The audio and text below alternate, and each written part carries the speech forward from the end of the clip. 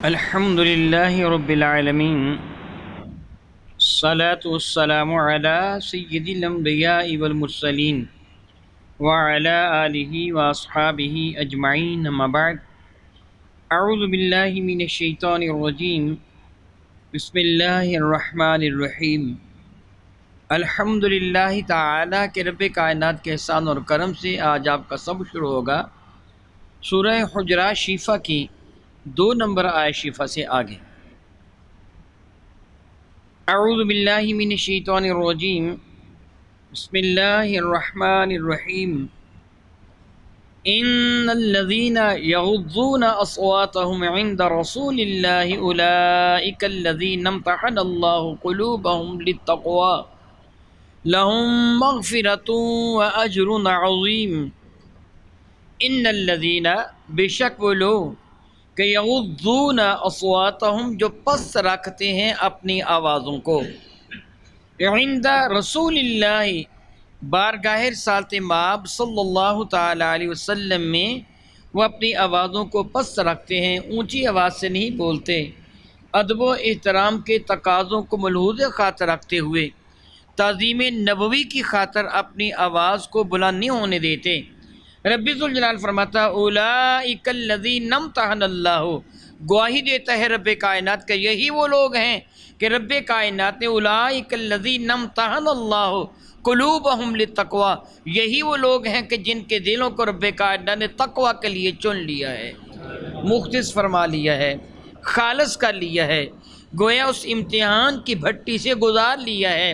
ارشاد فرماتے ہیں لہم مغفرۃ، اب ان کی یہ شان ہے کہ ان سے جو کوتاہی ہو بھی جائے گی رب معاف فرما دے گا، وَأَجْرٌ عَظِيمٌ، ان کی نیکیوں پر اجر عظیم ان کو عطا فرما دے گا۔ سبحان اللہ تعالی و بحمدہ، سبحان اللہ تعالی و بحمدہ۔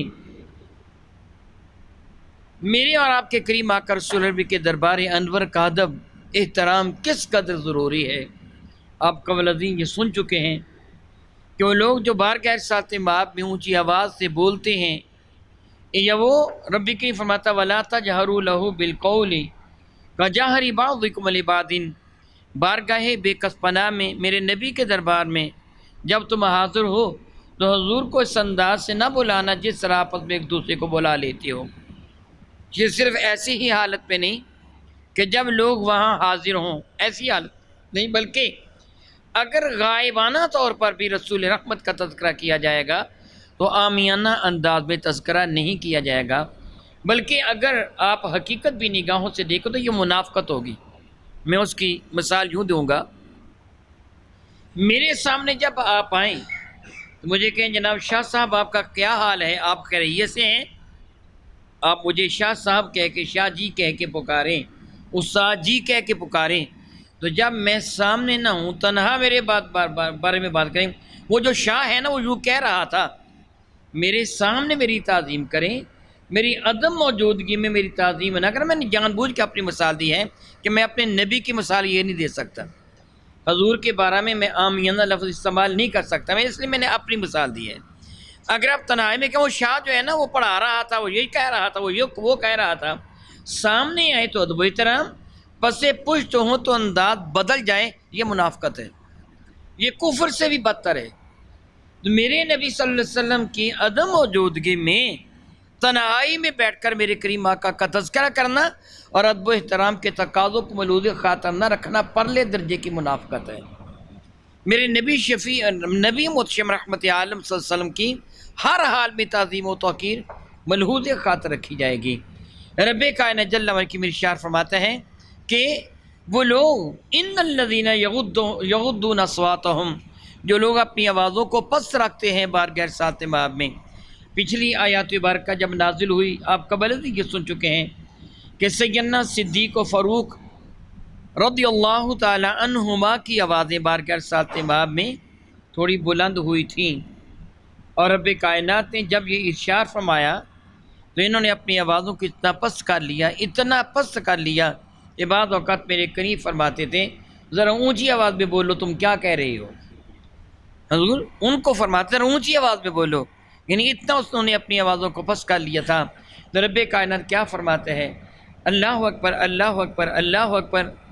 بہت عزت والے میرے بھائیوں، ذرا غور کیجئے، جو میرے نبی کے دربار میں اونچی آواز میں بولتا ہے، میرے نبی کو عامیانہ انداز میں بلاتا ہے، رب کریم فرماتا ہے ان تحبط اعمالکم، ان کے اعمال بھی میں تباہ و برباد کر کے رکھ دوں گا، لیکن جو نبی کی تعظیم کرتا رہا فرماتا تمہارے گناہ بھی معاف فرما دوں گا۔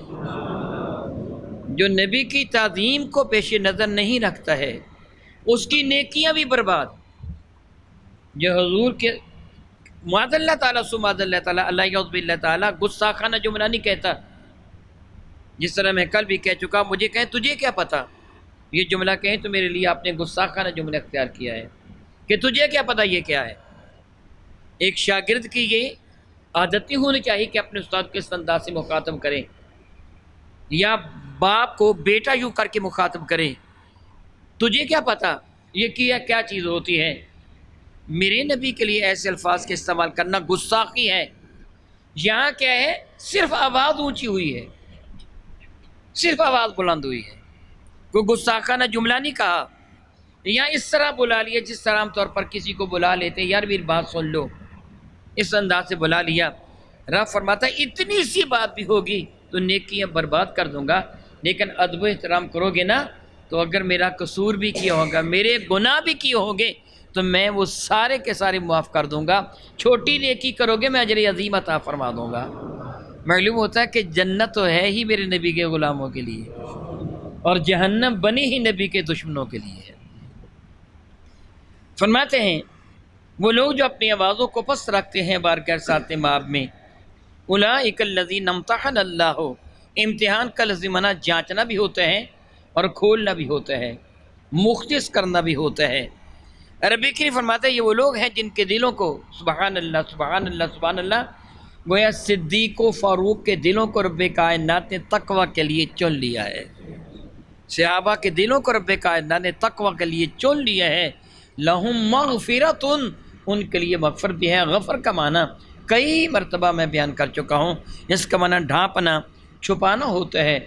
مغفر سر کے اوپر اوڑھنے والی اس ٹوپی کو، ہیلمٹ کو کہا جاتا ہے کہ جو سر کی حفاظت کے لیے لوہے کا خود اپنے سر پر اوڑھتے تھے میدان جنگ میں۔ اس زمانہ کے اندر جب تلوار کی، تیر کی، نیزے کی جنگ ہوا کرتی تھی تاکہ سر کو ضرب سے بچایا جا سکے، ہیلمٹ کو بھی مغفر کہتے ہیں۔ تو ان کے لیے یعنی بادام کے چھلکے کو بھی غفر کہتے ہیں۔ جس طرح بادام کے چھلکے نے بادام کے مغز کو اپنے اندر چھپایا ہوتا ہے، اس طرح رب کی رحمت بندے کو اپنے دامن کرم میں پناہ دے دیتی ہے۔ پھر کیا معنی ہوا، جو نبی کی تعظیم و توقیر کرتا ہے اس کے اوپر بھی، نیچے بھی، دائیں بھی، بائیں بھی، ہر چہار جانب میرے اللہ کی رحمت ہی رحمت ہے۔ وہ اجر عظیم، اور رب کائنات جل وعلا جن کو اجر عطا فرماتے ہیں وہ اجر بھی بہت عظیم ہے، بہت زیادہ اجر ہے رب کائنات جل وعلا کے حضور ان کے لیے۔ سبحان اللہ تعالی و بحمدہ، سبحان اللہ تعالی و بحمدہ۔ غور کریں وہ لوگ، ان کی اوقات آخر کیا ہے، میری اور آپ کی، ساری دنیا والوں کی۔ ایک صحابی کے حضور دنیا بھر کے عابد و زاہد، متقی، پرہیزگار، غوث و قطب و ابدال کی نیکیاں جمع کر کے ترازو کے ایک پرڑے میں رکھی جائیں، اور وہ صحابی جس نے ایک نگاہ محبت، احترام اور عقیدت کے ساتھ، ایمان کے ساتھ میرے نبی کے روخے زیبہ پر ڈالی، اس کے پائے عطر کی خاک کے برابر بھی ان کی نیکیاں نہیں ہو سکتی۔ کوئی آدمی کتنا بڑا محدث و مفکر کیوں نہ ہو، وقیع الحسن نابغیر روزگار کیوں نہ ہو، شیطان سے بڑھ کر تو عابد نہیں ہو سکتا۔ جس نے کروڑوں سال یا اربوں سال اپنے رب کی بات کی تھی، تو آدم علیہ السلام کی تعظیم و توقیر کو تسلیم نہ کرنے کی بنا پہ وہ جہنم میں چلا گیا، تو جو نبی کی تعظیم نہ منوط ہے وہ بڑے بھائی کی طرح ہے، اس کی کتنی تعظیم ہے، الیاذ باللہ تعالیٰ، اس کا حشر کیا ہوگا۔ رب کائنات جل وعلا ارشاد فرماتے ہیں ان الذین ینادونک من وراء الحجرات اکثرهم لا یعقلون۔ اللہ اکبر اللہ اکبر اللہ اکبر اللہ اکبر۔ وہ زمانہ تھا بہت سادہ زمانہ، وہ زمانہ جاہلیت سے جس کو تعبیر کیا جاتا ہے۔ لوگ عموماً بدو تھے، خانہ بدوش، بادیہ نشین، جن کو آپ ٹپری واس کہتے ہیں۔ جنگل بیابانوں میں رہنے والے آج یہاں ان کے خیمے ہیں تو کل کسی اور جگہ ہوں گے، تہذیب و تمدن سے کوسوں دور، کیونکہ یہ جم کر ایک جگہ نہیں ٹھہرتے، اور ان کی اولاد در اولاد تعلیم و تربیت سے آری ہوتی ہے۔ جنگل بیابان ان کے مسکن ہوتے ہیں، جانوروں میں دن رات رہنا ان کی عادت ہوا کرتی ہے، اور جانوروں کو موڑنا، گالی بکنا جانوروں کو، آپس میں اسی طرح کی حالت۔ وہ ایسے ہی قسم کے لوگ عرب میں عموماً لوگ بدو تھے۔ کس قدر یہ عجب بات ہے، ان بدوؤں میں رب کائنات نے میرے نبی رحمت کو بھیج دیا، سبحان اللہ۔ پھر کیا ہوا، خود نہ تھے جو راہ پر، اوروں کے ہاتھی بن گئے، کیا نظر تھی جس سے مردوں کو مسیحا کر دیا۔ ایک عرب نے آدمی کا بول بالا کر دیا، خاک کے ذروں کو ہم دوش سریا کر دیا۔ اللہ اکبر، اللہ اکبر۔ عام لوگوں کی تربیت کرنا آسان ہوتی ہے، اور ان کی تربیت کرنا تو بہت زیادہ مشکل ہوا کرتی ہے۔ میرے کریم نے ان کی تربیت فرمائی تھی، ایسے ہی لوگ بارگاہ ساتھ ماں میں ایک مرتبہ حاضر ہوئے۔ بنو تمیم کے علاقہ میں بعض نے بنو عامر تحریر کیا ہے، صاحب تفسیر مظہری نے بنو عامر تحریر کیا کہ بنو عامر والوں نے بعض ایسے ناشستہ افعال کیے تھے کہ ان کی سرگوبی کے لیے تاجدار اربوجم شفیع معظم رحمۃ نے حضرت عیینہ بن حسن کو بھیجا۔ بعض نے کہا کہ بنو تمیم کی جانب بھیجا گیا تھا۔ ان لوگوں کو جب لشکر اسلام کا پتہ چلا تو وہ اپنی بستی، اپنا علاقہ چھوڑ کے بھاگ گئے، لیکن خواتین اور بچے اور جانور یہ تو اپنے ساتھ نہ لے جا سکیں، اپنی جان بچا کے بھاگ گئے۔ اور جب میرے کریم آقا تاجدار اربوجم شفیع معظم رحمۃ کے صحابہ وہاں پہنچے تو وہ لوگ بھاگ گئے تھے۔ انہوں نے ان سب بچوں کو، خواتین کو گرفتار کیا، ان کے مال و اسباب کو ہانکا اور بارگاہ ساتھ امام میں لے کے حاضر ہو گئے۔ تاجدار اربوجم شفیع معظم رحمت کون مکان، ان سب کو ایک مکان میں جمع کرنے کو حکم دے دیا۔ خواتین اور بچے ایک مکان میں جمع کر دیے گئے، اور دیگر جو اسباب تھا وہ دوسری جگہ رکھ دیا گیا۔ جب وہ لوگ واپس اپنے گھروں میں آئے تو اب ان کے گھر تو خالی تھے، ان کے بیوی بچوں کو مسلمان گرفتار کر کے لے جا چکے تھے۔ ان کی سرکوبی کرنا ضروری تھے کہ ان سے افعال ہی ایسے سرزد ہوئے تھے۔ چنانچہ یہ لوگ بنو تمیم کا یہ وفد دوپہر کے وقت میرے کریم آقا رسول رحمت کے دربار مقدس میں حاضر ہوا۔ میرے اور آپ کے کریم آقا صلی اللہ علیہ وآلہ وسلم اپنے گھروں میں سے کسی گھر کے اندر ماہو استراحت تھے، دوپہر کے وقت قیلولہ فرما رہے تھے۔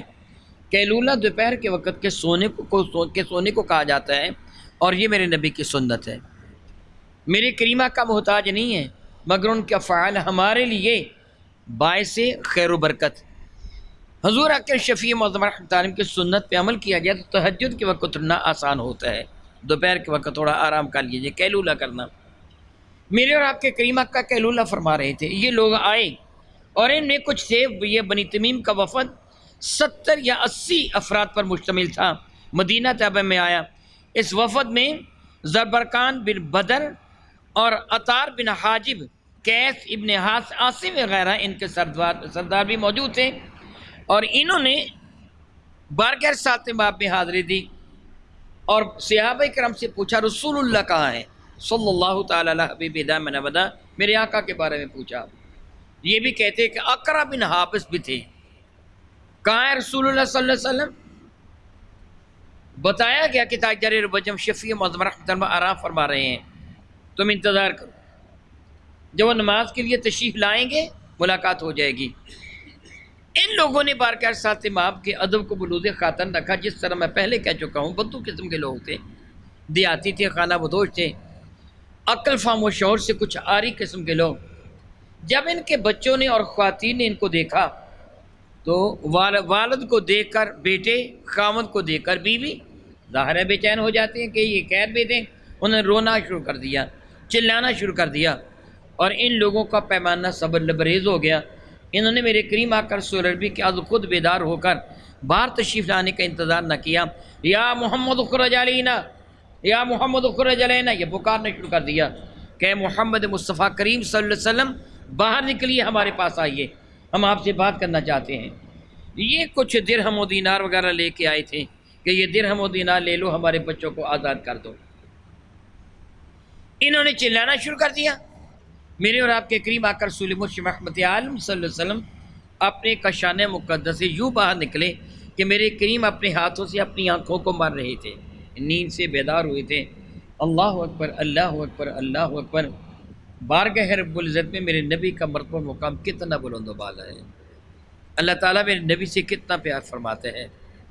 آپ مجھے جگا دیں، ہو سکتا ہے میرے گھر والے ناراض ہو جائیں کہ تو نے اس کو کیوں جگا دیا، میری بیوی میرے بچے میری بہنیں میرے بھائی کہیں کہ کیوں ان کو جگا دیا، ابھی تھوڑی دیر پہلے سوئے تھے۔ میرے لیے دنیا والے ناراض ہوتے ہیں، میرے نبی کو سوتے میں جگایا تو رب ناراض ہو گئے، کیوں جگایا میرے محبوب کو صلی اللہ تعالیٰ علی حبیبہ دائما ابدا۔ فرماتے ہیں محبوب مکرم علیہ السلام، ان الذین ینادونک من وراء الحجرات، وہ لوگ جو چلا چلا کے ندا کر رہے تھے، پکار رہے تھے آپ کو حجرات مبارکہ سے باہر کھڑے ہو کر، اکثرہم لا یاقلون، ان میں اکثریت بے وقوف لوگوں کی تھی، ان کو نہیں چاہیے تھا کہ آپ کو بلند آواز سے پکار پکار کے باہر بلاتے۔ اس لیے علماء کرام فرماتے ہیں آج بھی جب رسول رحمت کو بلایا جائے گا تو یا محمد کہہ کے نہ بلائیں۔ آپ مجھے بلاتے ہیں تو محمد سعید الحسن کہہ کے نہیں بلاتے، آپ میرا صفاتی نام لیتے ہیں، شاہ صاحب کہیں گے، سید صاحب کہیں گے، استاد جی کہیں گے، وغیرہ وغیرہ صفاتی نام لیں گے، ذاتی نام نہیں لیتے۔ اسی طرح علماء کرام ارشاد فرماتے ہیں کہ جب رسول رحمت صلی اللہ علیہ وسلم کو صیغہ ندا سے مخاطب کرنا ہو تو یا محمد نہ کہیے، یا احمد نہ کہیے، بلکہ یا رسول اللہ، یا نبی اللہ، یا رحمت للعالمین، حضور کے صفات عالیہ والے جو اسماء گرامی قدر ہیں وہ لیں، حضور کا ذاتی نام نہ لیں۔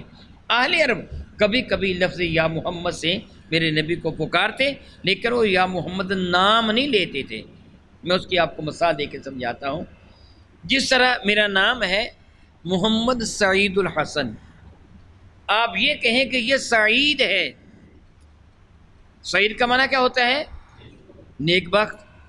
آپ یہ کہیں کہ ہمارا استاد سعید ہے، یعنی ہمارا استاد نیک بخت ہے کہ قرآن پاک کی تلاوت کر رہا ہے، تو آپ میرا نام نہ لیں، لفظ سعید کو میری صفت کے طور پر بیان کریں کہ ہمارے استاد کی صفت سعید ہونا ہے، نیک بختی ہے کہ اللہ تعالیٰ نے اس کو دین کا نوکر بنایا ہے، دین کا خادم بنایا ہے، یہ اس کی نیک بختی ہے، خوش قسمتی ہے۔ تو لفظ سعید بمانی نام نہیں بلکہ بمانی صفت۔ اسی طرح عربی میں میرے نبی کے اسم گرامی قدر کا ترجمہ بنتا ہے الذی یحمد حمدن بعد حمدن، ایسی ذات جس کی حمد پر حمد کی جائے، جس کی تعریف کبھی ختم ہی نہ ہو، جس کی خوبیوں کو گنا ہی نہ جا سکے، وہ ہنسی ہنسی محمد ہوا کرتی ہے۔ جب اہل عرب یہ جملہ کہنا چاہتے تو میرے نبی کی صفت محمد بیان کرتے کہ یہ حضور کی صفت ہے محمد ہونا۔ تو رب کائنات جل وعلا نے فرمایا کہ خبردار وہ لوگ ان الذین ینادونک من وراء الحجرات، وہ لوگ جو بلاتے ہیں پکارتے ہیں حجرات مبارکہ سے باہر، اکثرہم لا یعقلون، وہ اکثر جاہل ہیں، ان کو عقل نہیں ہے۔ پتہ چلا بعض ان میں عقل مند و دانا بھی تھے جو ان کو منع کرتے تھے نہ ایسے کرو، وہ غصہ میں دانائی کی بات بھی یہی تھی، مجبوری تو ان کو تھی، ضرورت مند تو یہ تھے، میرے نبی تو نہیں تھے، پھر یہ سفارش کے لیے آئے تھے۔ ان کو تو ادب و احترام کے سارے تقاضوں کو ملحوظ خاطر رکھنا چاہیے تھا تاکہ حضور نرمی کا سلوک فرماتے۔ انہوں نے جو کچھ کیا ان کے بعد ساتھی روکتے تھے ایسے نہ کرو ایسے نہ کرو، وہ غصے میں آ جائیں گے، تمہارے بیوی بچے کیسے واپس کریں گے، ان کے ساتھ محبت بھرا سلوک کرو تاکہ وہ اللہ تعالیٰ جل وعلا کی، وہ اس وقت میرے نبی کو رسول تو نہیں مانتے تھے، تاکہ اللہ تعالیٰ ان کے دل میں محبت ڈال دے اور تمہارے بیوی بچوں کو واپس کر دیں۔ اقرا بن حافظ سے کہا تھا ہم وہ لوگ ہیں، بعض نے کہا بنو تمیم والوں نے کہا تھا ہم وہ لوگ ہیں، کسی کی تعریف کریں تو اس کا مرتبہ بلند ہو جاتا ہے، وہ دنیا والوں کے نزدیک قابل تعریف ہو جاتا ہے، ہم کسی کی توہین کریں تو اس کا مرتبہ پست ہو جاتا ہے، وہ دنیا والوں کے سامنے قابل تعریف نہیں رہتا، قابل خوبی نہیں رہتا۔ میرے کریم آقا باہر نکلا، فرمایا یہ صفت تو میرے اللہ کی ہے، جو تم کہہ رہے ہو یہ صفت تو میرے اللہ کی ہے۔ اللہ جسے عزت دے اسے کائنات میں سب سے زیادہ عزت مل جاتی ہے، جس کو اللہ تعالیٰ جل وعلا نظر انداز فرما دے وہ ذلیل و رسوا ہو جاتا ہے۔ یہ صفت میرے اللہ کی، تمہاری صفت نہیں ہے۔ انہوں نے بات چیت کرنے سے پہلے کہا ہم اپنے ساتھ خطیب کو لے کے آئے ہیں، آپ ہمارے ساتھ مقابلہ کریں ہمارے خطیب کے ساتھ اپنے خطیب کا. ہم اپنے شاعر کو لے کے آئے ہیں، آپ اپنے شاعر کے ساتھ ہمارے شاعر کا مقابلہ کریں. میرے کریم نے فرمایا کھڑا کرو اپنے خطیب کو. ان کا خطیب کھڑا ہوا، اس سے خطبہ دیا. جب وہ خطبہ دے کے خاموش ہوا، میرے کریم آقا نے حضرت ثابت بن قیس، جن کا واقعہ آپ کل سن چکے ہیں، جن کو ثقل سماعت کا مرض تھا، میرے نبی نے فرمایا ثابت کھڑے ہو، ان کو جواب دو. حضرت ثابت بن قیس سے فی البدی اتنا اعلیٰ خطبہ دیا کہ وہ عش کر اٹھے. پھر ان کا شاعر کھڑا ہوا زبرقان بن بدر، اس سے کچھ اشعار پڑھے. جب وہ اشعار پڑھ کے بیٹھا تو میرے کریم آقا نے حضرت حسان کو اشارہ فرمایا، حسان اٹھو اس کا جواب دو. حضرت حسان نے فی البدی ایسے اشعار کہے کہ اگر اقرا بن حابس جو ان کا سردار تھا اٹھ کے کھڑا ہو گیا، کہہ گئے محمد اللہ کی قسم تیرے پاس ساری خوبیاں جمع ہو گئیں. تیرا خطیب ہمارے خطیب سے اعلیٰ، تیرا شاعر ہمارے شاعر سے اعلیٰ. اور یہ کہہ کہ وہ کلمہ طیبہ پڑھ کے مسلمان ہو گئے تھے. سبحان اللہ تعالیٰ و بحمدہ، سبحان اللہ تعالیٰ و بحمدہ. پھر میرے نبی نے اشارہ میں کہ میں تمہارے قیدیوں کو رہا کرتا ہوں. انہوں نے از خود کہا کہ ہم اپنے درمیان کسی کو پنچ بناتے ہیں جو فیصلہ کرے گا. میرے نبی فرمانے کہ جس کو چاہو پنچ بنا لو. انہوں نے اپنے ہم قوم کو اپنا پنچ بنایا. میرے کریم آقا رسول اللہ شفیع معظم رحمۃ فرمایا ٹھیک ہے، جو یہ فیصلہ کرے مجھے بھی منظور ہے اور تم بھی منظور کرنا ہوگا. کہنے لگے ہم نے تو چنا ہے، ہم منظور کریں گے. کہا کہ کرو فیصلہ، کیا فیصلہ کرتے ہو؟ اس سے فیصلہ کیا کہ آدھے قیدیوں کو ایسے ہی آزاد کر دو، آدھے قیدیوں کا فدیہ لے لو. میرے نبی فرمانے کہ بالکل ٹھیک ہے، ایسے کر لو. میرے کریم تو سب کو بغیر فدیہ کے رہا کرنا چاہتے تھے. اللہ تعالیٰ ارشاد فرماتے ہیں وَلَوْ أَنَّهُمْ صَبَرُوا حَتَّى تَخْرُجَ إِلَيْهِمْ لَكَانَ خَيْرًا لَهُمْ. اگر وہ صبر کر لیتے، آپ کو کاشان مقدس سے باہر نہ بلاتے، آپ کی نیند کو معاذ اللہ تعالیٰ وہ خراب نہ کرتے، وہ صبر کرتے، لَكَانَ خَيْرًا لَهُمْ، ان کے حق میں بہتر ہوتا کہ سارے قیدی بغیر فدیہ کے رہا ہو جاتے، سارے قیدیوں کو رہائی مل جاتی. واللہ غفور الرحیم، کیونکہ اب وہ ایمان لے آئے ہیں اس لیے اللہ نے ان کے قصور کو معاف فرما دیا کہ اللہ معاف فرمانے والا مہربان ہے. سبحان اللہ تعالی و بحمدہ، سبحان اللہ تعالی و بحمدہ. پتہ یہ چلا کہ آج تک اگر کسی کے ذہن میں میرے نبی کے بارے میں کبھی بھی کوئی ایسا خیال آ گیا ہو تو سچے دل سے بارگاہ رب العزت پہ توبہ کر لے، رب معاف فرما دے گا. آئندہ کے لیے اپنی اصلاح کر لیں. اس آیا بارکہ کے نازل ہو جانے کے بعد صحابہ کرام میں سے کسی کی جرت نہیں تھی کہ میرے کریم آقا کو کاشان مقدس سے باہر بلاتا یا دروازہ کھٹکھٹاتا. بس اگر حاضری دینا ہوتا بارگاہ ساتھ باب میں حاضر ہو کر سلام عرض کر دیتے. پھر میرے کریم چاہتے باہر تشریف لے آتے، الحمدللہ تعالیٰ. تشریف نہ لاتے تو کسی کی جرت نہ تھی کہ دوبارہ کوئی ان کو مطلع کرے یا ریمائنڈ کرے کہ جی میں کھڑا ہوں باہر، آپ تشریف لیں. نہیں، کسی کی ضرورت نہیں تھی کہ رب نے منع فرما دیا تھا.